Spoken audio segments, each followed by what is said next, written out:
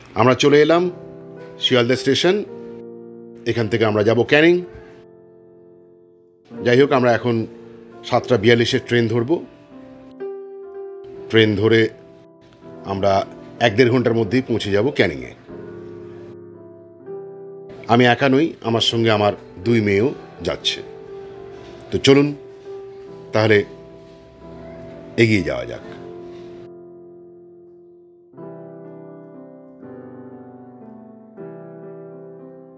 অবশেষে আমরা ক্যানিং স্টেশনের কাছাকাছি এসে পৌঁছে গেলাম।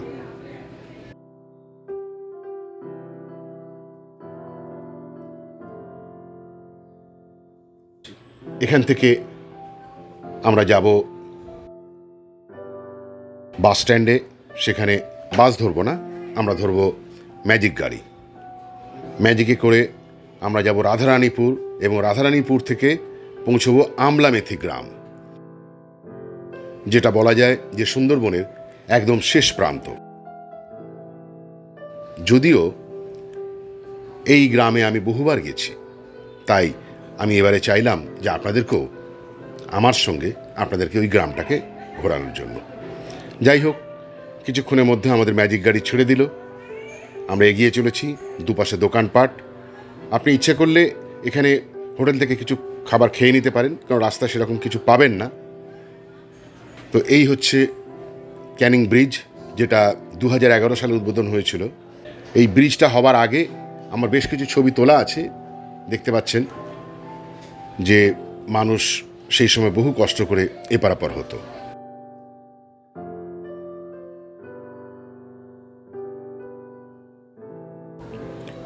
আপনারা নিজস্ব গাড়িতে যদি আসতে চান তাহলে দুভাবে আসতে পারেন। সায়েন্স সিটি হয়ে বাসন্তী হাইওয়ে ধরে আসতে পারেন। আরেকটা হচ্ছে আপনি সায়েন্স সিটি হয়ে কামালগাজী বাড়াইপুরের রাস্তাও ধরতে পারেন। রাস্তা খুবই ভালো, অসুবিধা হবার কিছু নেই। যাই হোক, আমরা দেখতে দেখতে সোনাখালীতে পৌঁছে গেলাম। সোনাখালী থেকে আমরা আধ ঘন্টার মধ্যেই পৌঁছে যাব আমলামেথি খেয়াঘাট। আমরা এখানে নেমে পড়েছি। এখানে অসংখ্য ম্যাজিক গাড়ি এবং অটো রয়েছে। এখান থেকেই নৌকো পেরোনো যাত্রীদেরকে নিয়ে যাওয়া হয় ক্যানিংয়ে, আবার ক্যানিং থেকে এখানে নিয়ে আসা হয়। আমরা আস্তে আস্তে এগিয়ে যাচ্ছি আমলামেথি খেয়াঘাটের দিকে। মানে ওপারে আমলামেথি আর এপারটা হচ্ছে রাধারানীপুর, বা ডাক নাম রানীগড় বলতে পারেন। এই ভেসেলগুলো অনেক দিন ধরে এখানেই আছে। এখন জোয়ার চলছে। ভাটার সময় এখানকার জল অনেকটাই নেমে যায়, তখন প্রায় হাঁটু পর্যন্ত কাদা ভেঙে তারপর নৌকোতে উঠতে হয়। যাই হোক, আমাদের ভাগ্য ভালো যে এখন জোয়ার চলছে এবং ঘাটের কাছে নৌকোতে আমরা অনায়াসে উঠতে পারি। এই নৌকোটা ওপারে যাবে আর আমরাও যাব ওপারে। ওপারে ওই যে সীমারেখা দেখা যাচ্ছে, ওটা হচ্ছে আমলামেথি।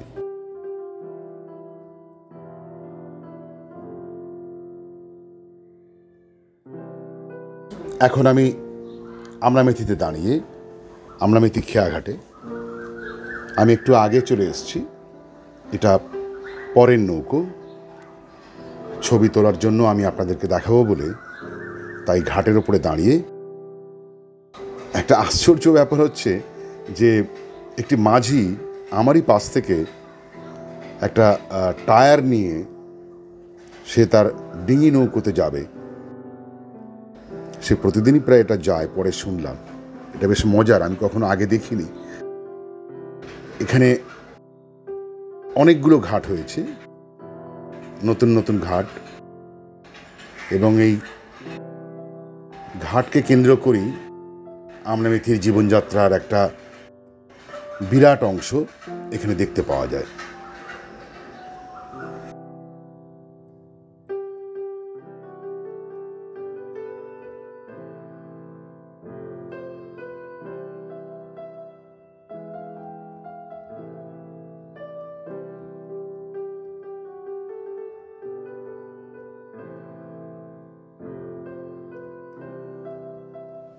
আমলামিথির খেয়াঘাটে এসে আমি একটা অটোওয়ালাকে জিজ্ঞাসা করলাম যে এখান থেকে কোথায় কোথায় যাওয়া যায়। মন্দির বাজার, সাতেরকোনা, রিসর্ট, ঝড়খালি খেয়াঘাট, প্যারাতলা, গোসোয়া।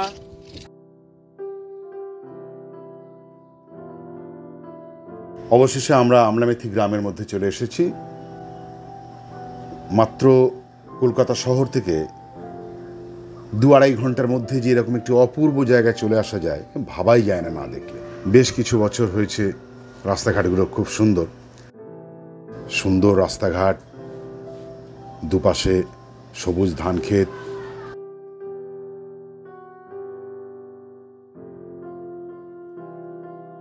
আগে রাস্তাঘাট খুবই খারাপ ছিল, আগেও আমার ছবি তোলা আছে, এটা আমার পুরনো ছবি। দেখতেই পাচ্ছেন যে মাটির রাস্তায় একটু বৃষ্টি হলে যে কি কষ্ট হতো, কিন্তু এখন যাই হোক সেসব থেকে মুক্তি। বেশ কিছু ফুল ভীষণ সুন্দর লাগছে, আমার মেয়েরা তো আনন্দ করছে। সবুজ ধান ক্ষেতের মাঝে এটি আমার ছোট মেয়ে, এরকম একটি সুন্দর মাটির রাস্তা দেখে সে আপন মনে গান করতে করতে ছুটে চলেছে, আর আমি তার পেছনে ছবি তুলছি। এই জায়গাটার নাম বালি। আমরা প্রায় বালির ফরেস্ট অফিসের সামনে দাঁড়িয়ে আছি।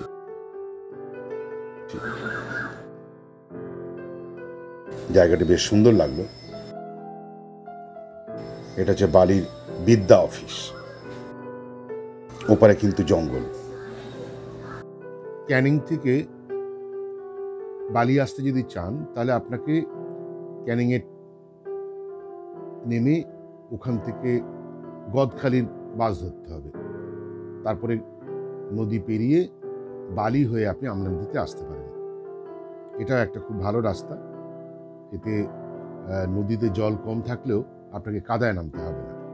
বেশ কিছু রিসোর্ট, হোটেল, গেস্ট হাউস, বিভিন্ন রকম থাকার ব্যবস্থা এখানে আছে, যেগুলো আমি আমার লিঙ্কে দিয়ে দেবো আপনাদের। শহরের মানুষ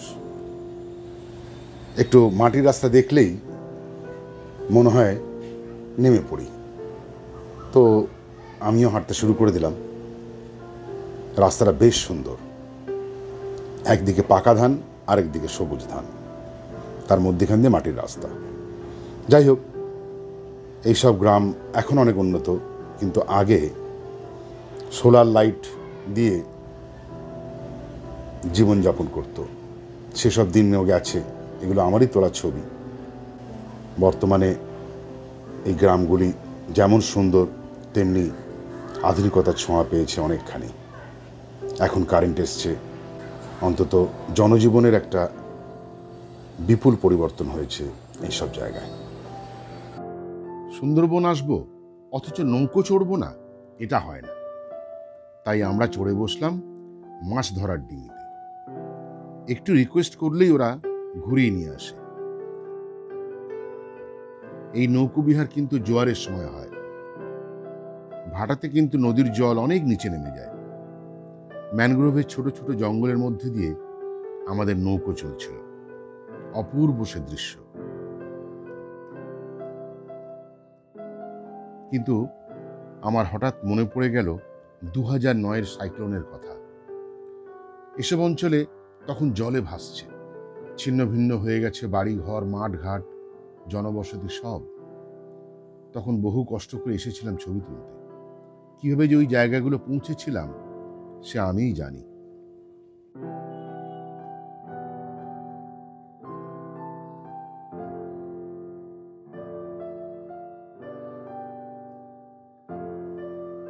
নদীর কিনারা বরাবর মানুষের বসতি, এরা বেশিরভাগই জেলে।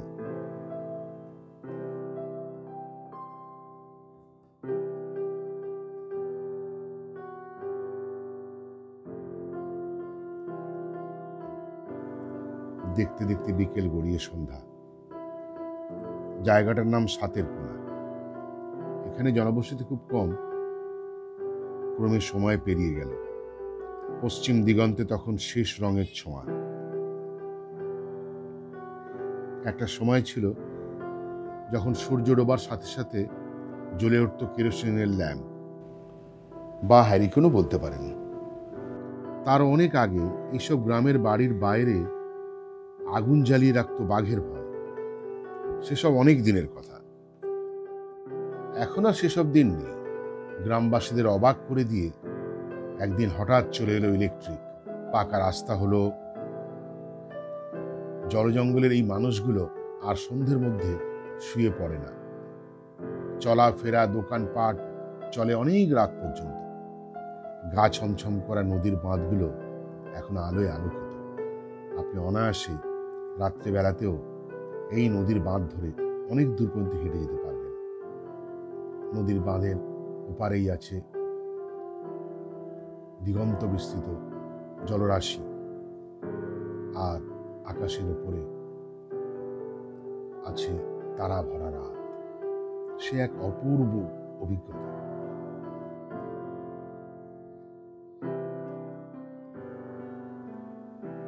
সুন্দরবনের চাঁদনি রাত সে এক অপূর্ব অভিজ্ঞতা। চাঁদের মায়াবী আলোয় ভেসে যাচ্ছে চারপাশটা।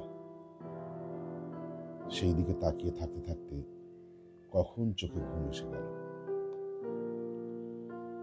পরের দিন ভোর ভোর উঠে পড়লাম। আজ যাব আমলামেথি গ্রামের শেষ পূর্ব দক্ষিণ প্রান্তে। এই গ্রামটা একটা আইল্যান্ড, যার চারপাশে আছে শুধু জল। আমরা একটা স্কুটি নিয়ে সকালে সোনারোদ গায়ে মেখে পাকা রাস্তা ধরে চলেছি শেষ প্রান্তে। আমলামেথি ভূখণ্ডের এটি শেষ ঘাট।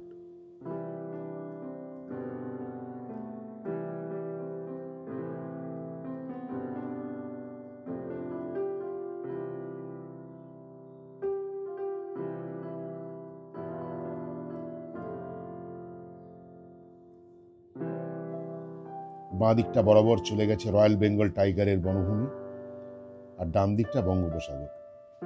যতদূর চোখ যায় শুধু জল আর জল।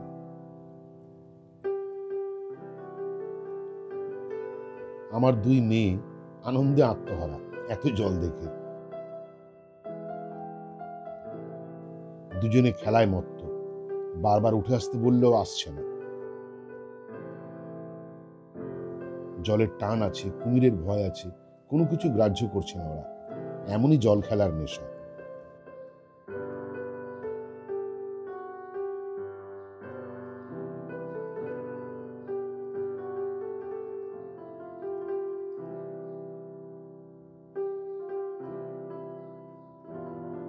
অবশেষে দুপুরে ফেরা। খেয়ে দিয়ে আবার বিকেলে বেরিয়ে পড়লাম পায়ে হেঁটে গ্রামের হাট দেখতে। জায়গাটার নাম রাজাবাজার। বহু পুরনো হাট এটা, এখন বাজারে পরিণত হয়েছে। প্রায় সব জিনিসই পাওয়া যায় এখানে। শাকসবজি খুব তাজা। গ্রামের মাঠে চাষ হয়ে গ্রামের লোকই কিনে নিয়ে যায়। আগে বেলা 2টো থেকে বিকেল 5টা-6টা পর্যন্ত শেষ হয়ে যেত। এখন গ্রামে ইলেকট্রিক আসাতে রাত 9টা-10টা পর্যন্ত খোলা থাকে। দিদি, তোমার নাম কি গো? জ্যোৎস্না হালদার। আচ্ছা, তুমি কি প্রতিদিন বিক্রি করো? বাহ। এই ফুচকা কিরকম হিসেবে দিচ্ছ? না, 1200 না, 10 টাকায় কটা? 10 টাকায় 7টা। অবশেষে আমরা ফুচকা আর তেলে ভাজার স্বাদ নিয়ে আবার আমলামেথির খেয়াল। এবার বাড়ি ফেরার পালা।